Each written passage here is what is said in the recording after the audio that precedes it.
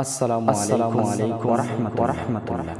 আলহামদুলিল্লাহ, সমস্ত প্রশংসা আল্লাহ তাআলার।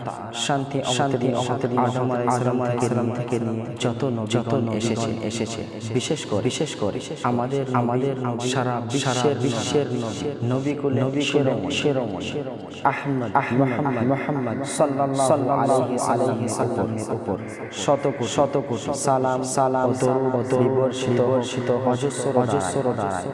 সকলে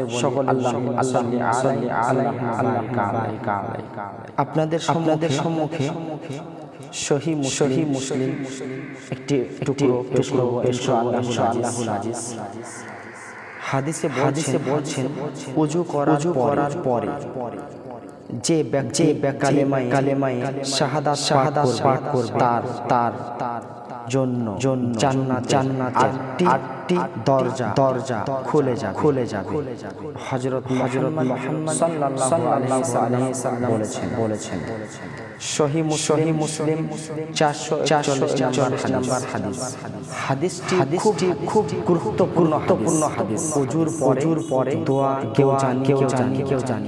অবশ্যই এই দোয়াটাকে শিখতেই হবে। প্রত্যেকটা মানুষকে শিখতে হবে এই দোয়াটি অতীব গুরুত্বপূর্ণ দোয়া।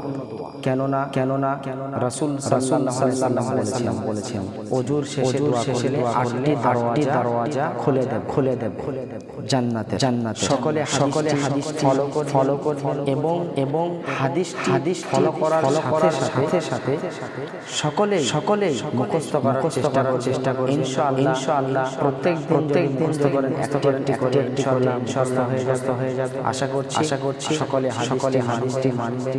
এতে আমরা অসংখ্য নেকির অধিকারী হব। আশা করছি। আসসালামু আলাইকুম ওয়া রাহমাতুল্লাহ।